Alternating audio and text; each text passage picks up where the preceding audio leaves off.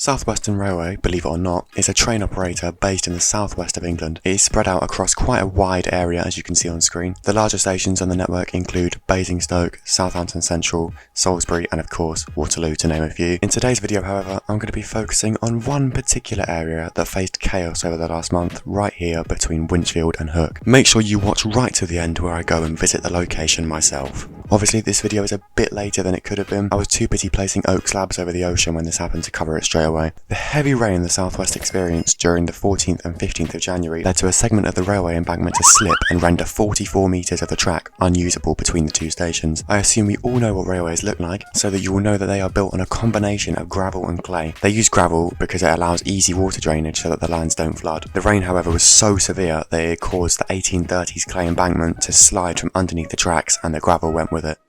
Lots of places on the railway, there are cuttings where the track runs through an excavation in a hillside.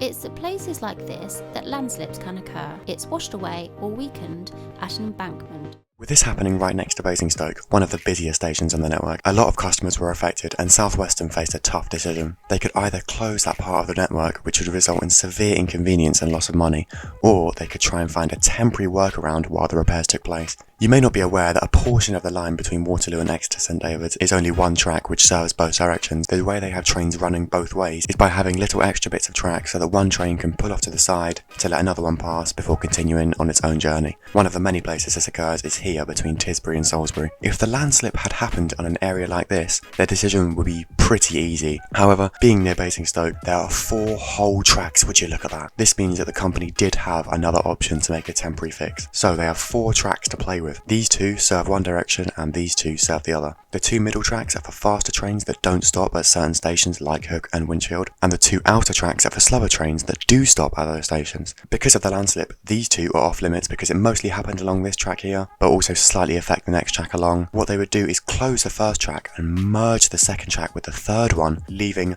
one line going one way and one line going the other.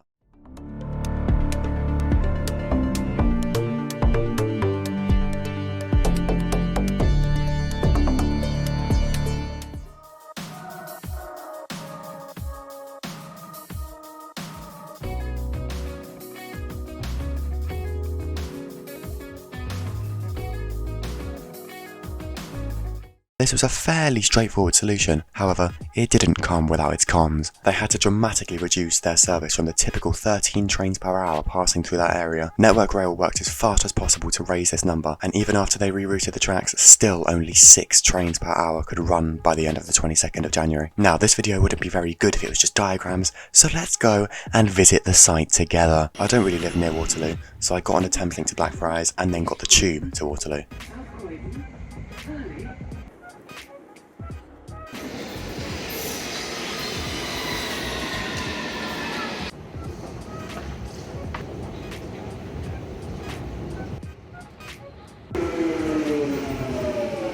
Then I boarded the South Western service to Exeter St David's at precisely 15:20. I was surprised at how smoothly everything was going, no delays, no slower services, nothing like that. Got on time, everything was dandy, everything was lovely, and after about 40 minutes I recognised the scenery and started recording.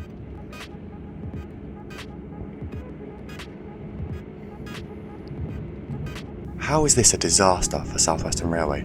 This is a disaster for my video. I'd seen trains at least slowing down a little bit. I think they had to go to like 15 miles an hour. They had worked much faster than expected, and while you could clearly see evidence of the landslip and them repairing it, they had managed to almost entirely fix it by the time I got there myself. As of writing this script, it's the 23rd of February, and according to the South Western website, the works are due to be completely finished at the end of today, with the full timetable being reinstated tomorrow. I'm not sure when I'll release this video, but hopefully you enjoyed it nonetheless. It's education. This is stuff that you might not have known before and you do now. Thank you for watching, and I'll see you in April.